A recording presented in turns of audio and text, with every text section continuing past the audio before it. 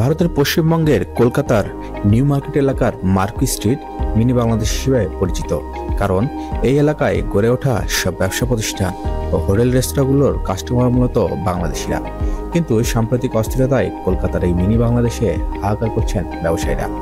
বাংলাদেশিদের আনাগোনা কমে যাওয়ায় ধস নেমেছে তাদের ব্যবসা বাণিজ্যে। ফলে অনেককেই আদপটা খেয়ে থাকতে হচ্ছে বলে জানিয়েছে দেশটির গণমাধ্যম। প্রতিবেদনে বলা হয়েছে, কলকাতার মার্কুই স্ট্রিটের ফুটপাতের ধারে বিভিন্ন ধরনের ব্যাগ বিক্রি করে নিজামুল নামে এক ব্যবসায়ী। সেই বিক্রির 12টা বেজে গেছে।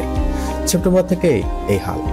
একই সুর ফুটপাতের এক খাবার বিক্রেতার কণ্ঠেও। সন্ধ্যা হলেই গমগম করত চারপাশ, কিন্তু গত 4 মাস একেবারে শুনশান নীরবতা। কলকাতার মৌলালি থেকে নোনাপুকুরের দিকে গেলে বাম হাতে একটি রাস্তা পড়ে, যার নাম আলিমুদ্দিন স্ট্রিট। সেই রাস্তা ধরে এগোলে পৌঁছানো যায় এক চৌমাথায়। চৌমাথা পেরোলে শুরু মার্কুই স্ট্রিট। অনেকেই বলেন কলকাতার বুকে মিনি বাংলাদেশ। এটা বলার কারণও আছে। বাংলাদেশ থেকে যারা কলকাতায় যান তার বেশিরভাগ ক্ষেত্রেই এখানে থাকেন। বাংলাদেশিদের আসা যাওয়ার উপর ভিত্তি করে গড়ে উঠেছে তাদের ব্যবসা বাণিজ্য। কিন্তু আগস্ট মাস থেকেই বদলে গেছে গমগমে পথঘাটের চিত্রটা।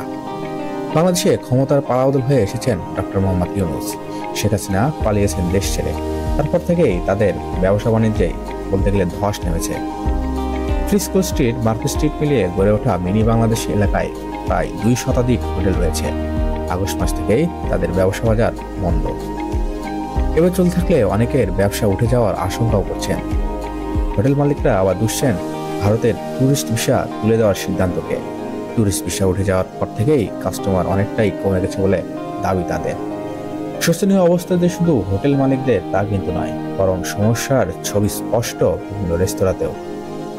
হিন্দুস্তান টাইমসের সরেজমিন প্রতিবেদনে বলা হয়েছে, মিনি বাংলাদেশ ঘুরে বোঝাই যাচ্ছে সেখানকার ব্যবসায়ীদের মাছি তাড়ানোর হাল তৈরি হয়েছে।